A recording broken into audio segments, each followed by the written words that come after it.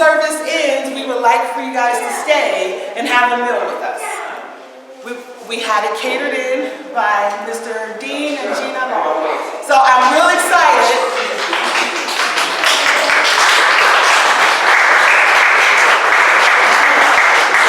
So our order of service, we all know like Dad wasn't really a religious person.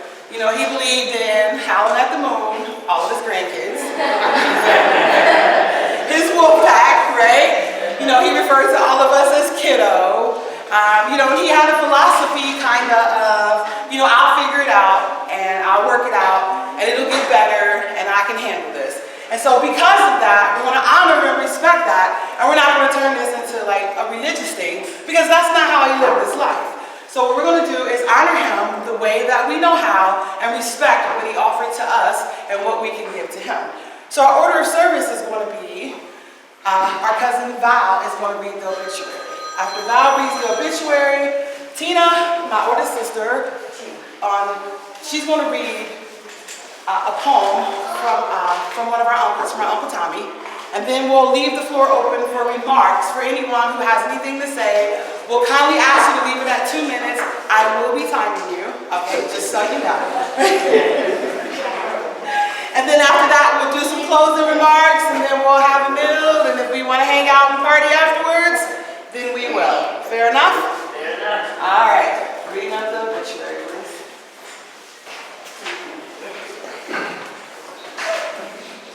I can get my glasses.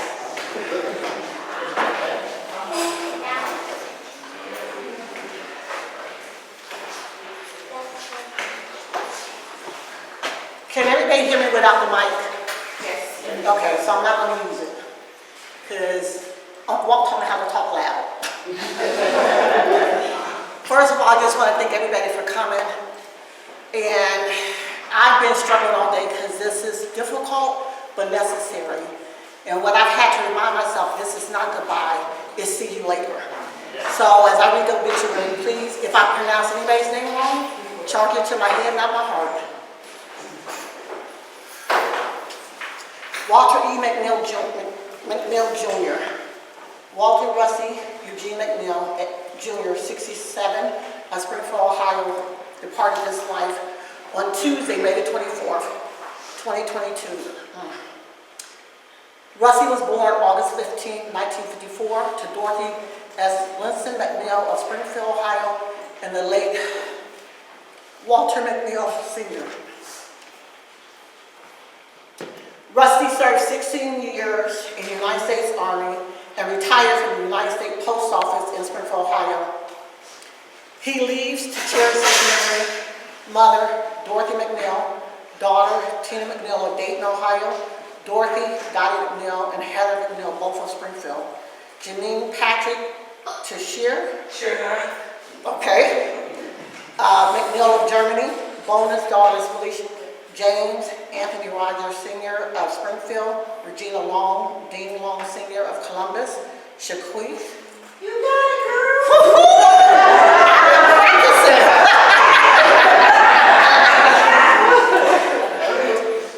Smith, Natasha Smith, and Merle Smith, all of Springfield, Ohio. 43 grandchildren, 19 great-grandchildren, and a host of uncles, aunts, cousins, nieces, nephews, extended family, and friends. Walter proudly believed that family was everything. He was preceded in death by his father, Walter McNeil Sr.,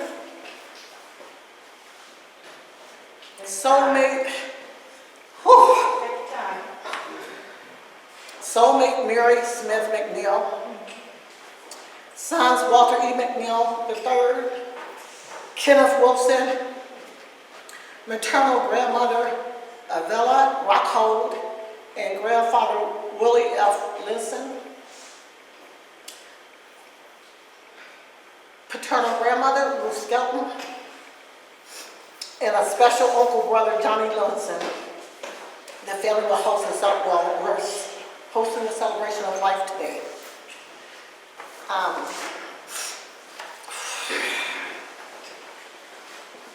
think that's it. That is. Tina's on that. Woo.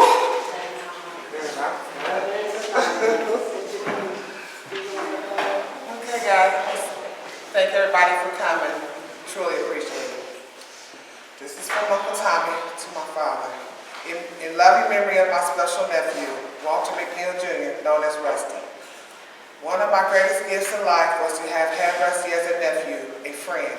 God saw that Rusty was getting tired from a broken heart due to the loss of his wife, Mary. There was no cure for his broken heart, so God put his arms around him and whispered, "Come with me." With loving hearts and tearful eyes, we could not make him stay.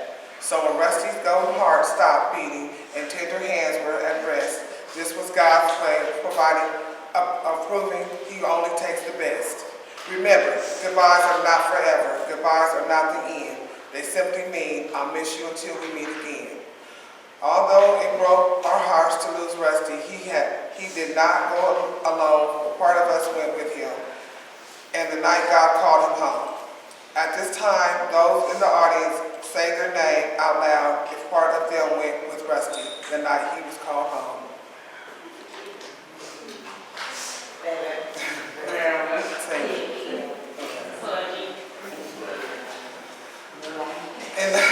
In loving memory of Rusty, may God provide a healing of peace during this time. Rusty, you will be missed, and so will your ribs.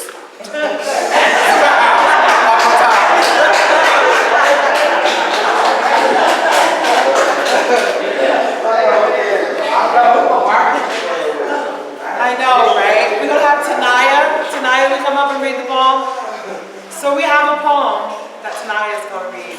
And then we also have a tribute from his daughters that Shaquith is going to read. Oh my God, that was awesome. The crazy. I'm all crazy now.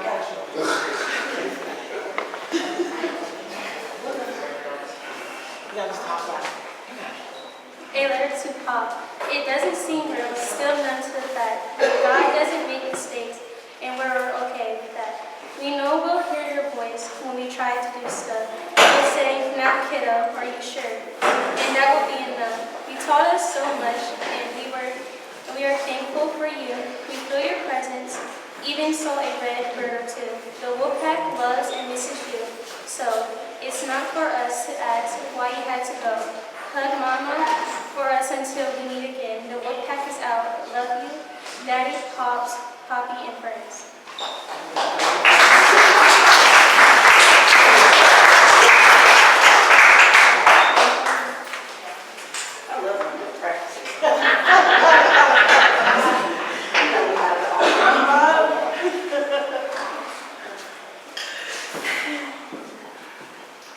We are not perfect daughters, but our crazy daddy loves us, and that's enough.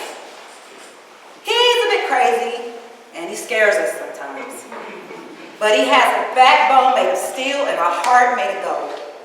He loves us unconditionally, and if you mess with us, there's a beast that will awaken in him, and they will never find your body.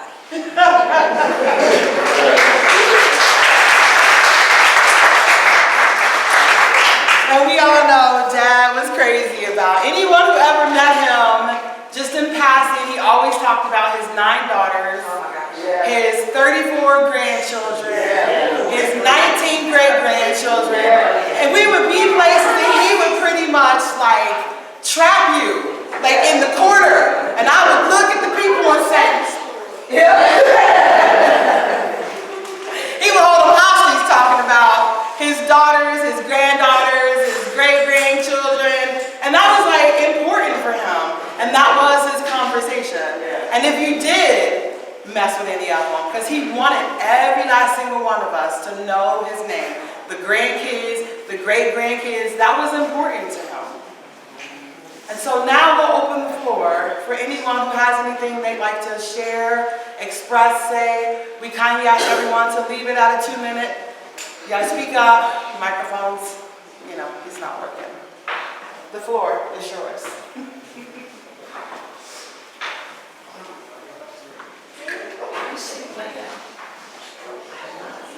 Everybody gonna be shut down. Nobody has anything to say? You can get your butt here. It's just a short poem. Spread your wings like an eagle now and fly through the sky. Like a butterfly on my window, I still hear you say, hey kiddo. One heart, one mind, one soul, you stay forever in my heart. Always near, never apart. I love you, Dad.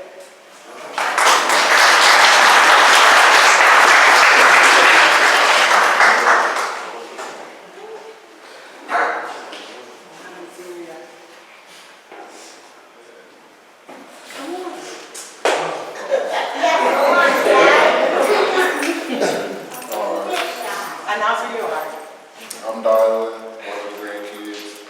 I wanted to be up here with my brothers, but obviously I'm not here. Because I kind of figured we could have went over a couple funny stories, you know, from living with Grandpa. You know how we used to mess with the little electric thing in our bedroom because we would get bored and cut all the power in the house. So we used to get in a lot of trouble for that. You know, like how he would take us outside and he would first make sure we can't see through the blindfold, and then he would put it on and beat all three of us up. Blindfolded. And we used to get so mad because we was like, why can't we beat him? But it's like, this is what he did. I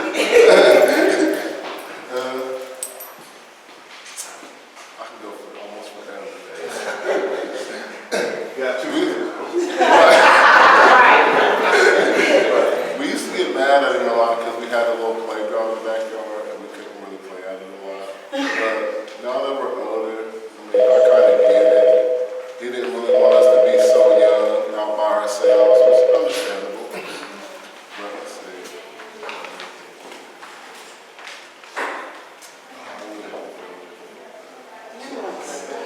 It's whatever you want to say. The one thing though, is like when you need it, Grandpa, you would always show up. Yes, we did. I always see people at my gas station over by my street, over by my neighborhood. They know Grandpa very well. They always ask about him, Grandpa. You know, every time I see Grandpa, it's always, hey, kiddo, how y'all doing? Y'all doing all right? Need anything? I will say, if I ever caught him at the gas station and I was going in to buy me and the kids something, he would never let me use my money. He would tell me to put my money in my pocket, he'd pay for it, and I'll tell him like, no, Grandpa, I got this. He'd be like, well, if you don't just put your money in your pocket, I ain't even gonna argue with you, big dog, you got it. Yeah, so, I just know he'll be missed. A lot of memories from living with him and not living with him. A lot of great moments. So, yeah.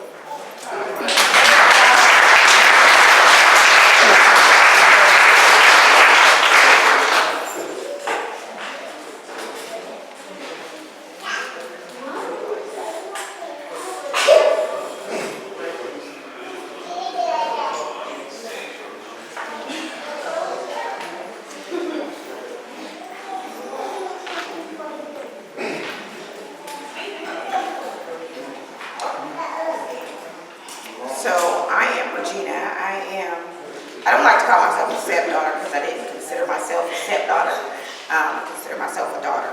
And I struggled with the words that I was going to say as I walked up here. I think the thing that I'm going to miss the most about Pop is the early morning phone calls. Because after Mom passed, me and him I would get to work at like 6 o'clock in the morning, so I would call him. And if he wasn't on the phone with Janine, he would be on the phone with me. So I would talk to him in the mornings, and that was just the thing that me and him did in the mornings. And I'm gonna miss those early morning phone calls. I really, really do. And just hearing him say, everything's gonna be okay, kiddo, you know, even when I knew that he was struggling with everything that he was going through, and he knew that I was struggling with everything I was going through, he would still say, everything's gonna be okay. So I just want to encourage everybody out here to know that everything's going to be okay. Kiddo, okay?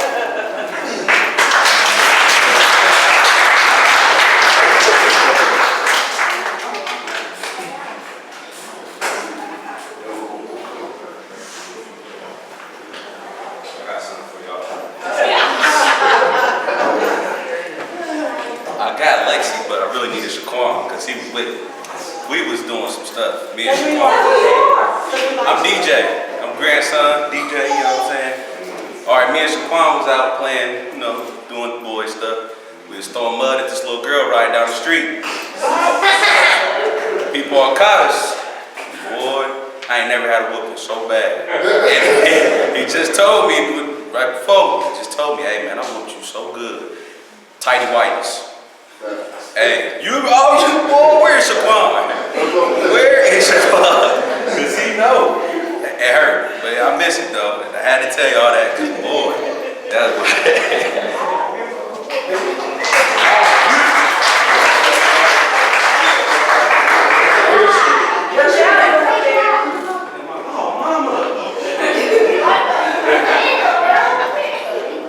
I'm Lexi. I'm the granddaughter. I'm my granddaughter, and this is one of the great grandsons, Messiah. I just love that house in Pleasant. It made me sad to know how many was gone, keep was gone too. But going to that house and talking to them about problems as me and an adult, they helped me a lot, and I'm really hurt that they're both gone. I'm gonna miss him dearly.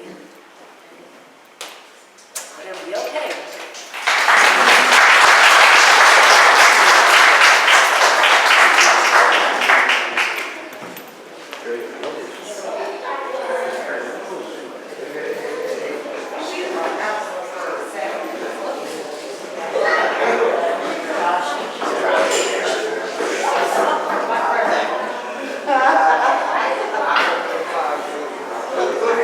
So I don't have one, but Pop created this award. Oh, we all need to come up here for that. Yeah, everybody come on up. All the sisters. All the sisters. Come on, We need all all the the sisters. sisters. All the sisters.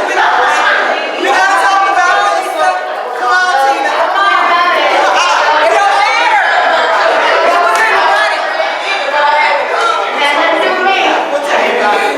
Yeah, you're the only one that never got nominated. I didn't either. Oh, yes, you did. No. If I did, I never won. Well, no, you got nominated. You got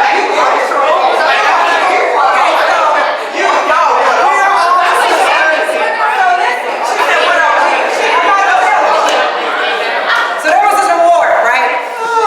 Called the Big Red Truck Award. All right, they created this award. He created this award many, many, many years ago. And at the end of every year, somebody, one of us, would get this award, right? Now, when you hear award, you think it's a good thing.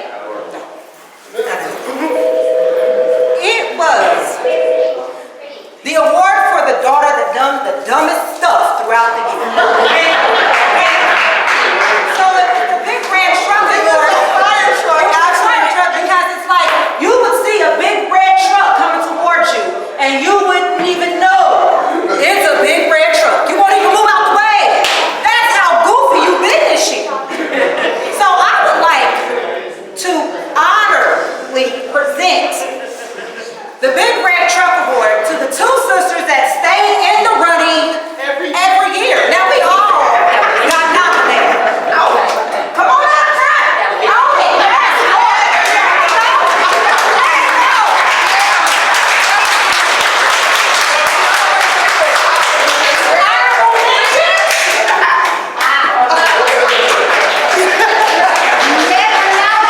Never nominated. Oh no, you won a couple times. You right, you didn't even know it. Yeah. Regina, you got nominated. You got nominated. That was a lot.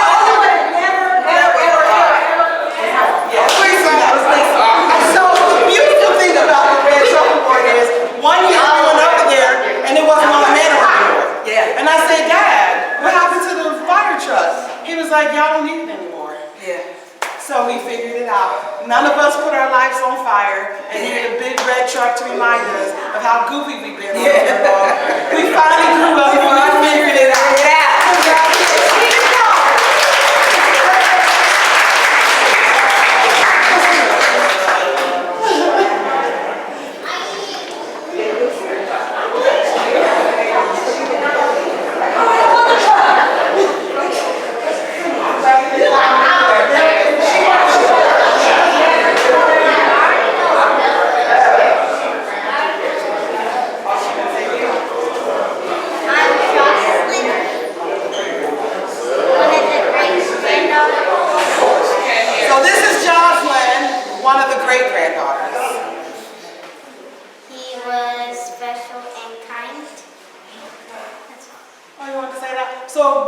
would keep her and her brother after school.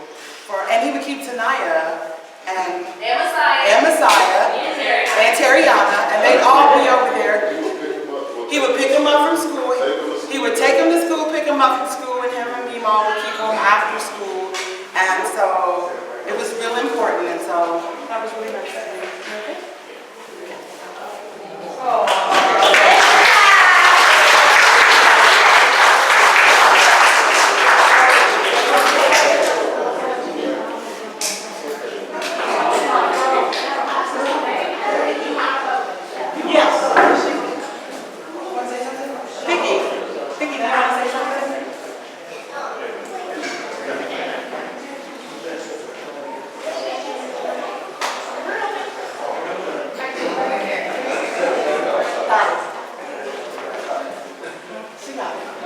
I remember after school, Grandpa and my grandpa, we would always go to McDonald's, and you would see Grandpa walking in the back, Happy sitting down for Happy Meal. Oh yeah, those were fun times too. Oh yeah, with me and Jack had a lot of another funny real quick. So I know you know, like Walter McNeil Sr., my grandfather, my father's father. So when my grandfather got sick, like me and my dad we got this relationship when I took my grandfather in, and my dad became the person who came over every day, Monday through Friday. He didn't fool me on the weekends. Monday through Friday from 9 to 5. After 5 o'clock he left. On the weekends he didn't bother with us, but helped me out with Grandpa. So a lot of the kids and everyone they have all these great memories and different things that happened because we were able to have that relationship together and take care of Grandpa as he transitioned on. And so that was what she was talking about.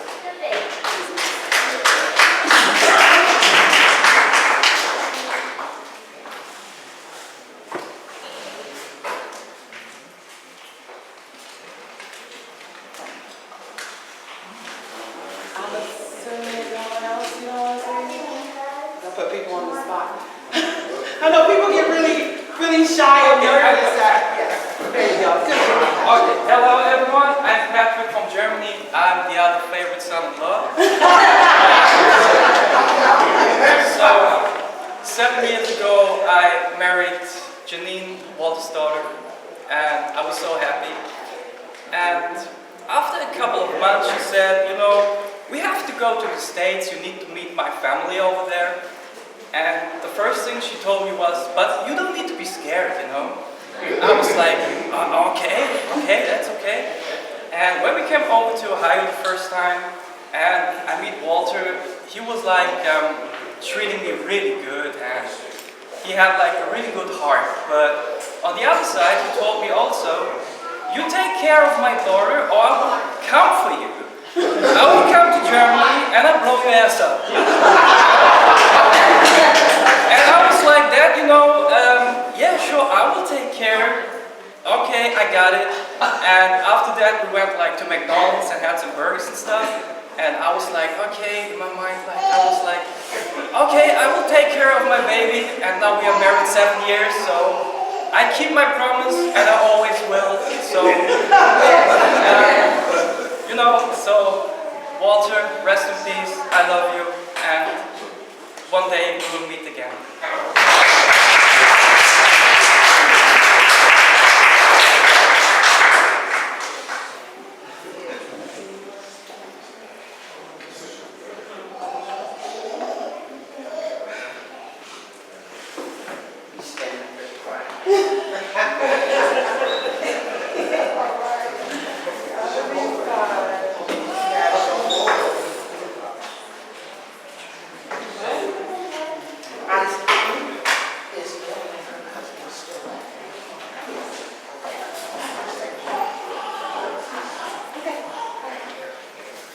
So it looks like we're not having any more takers for 2-minute stories and, you know, special times. Although this is a really sad time, we still have to make it joyous because sunrise, sunset, like the days still go on.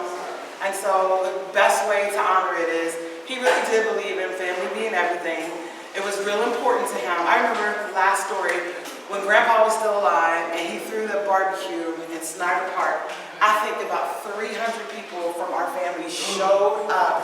Dad showed out with the barbecue. I was so mad at him though. He spent like $8,000 on me. I was PO. And I said, how come you spend so much money on me?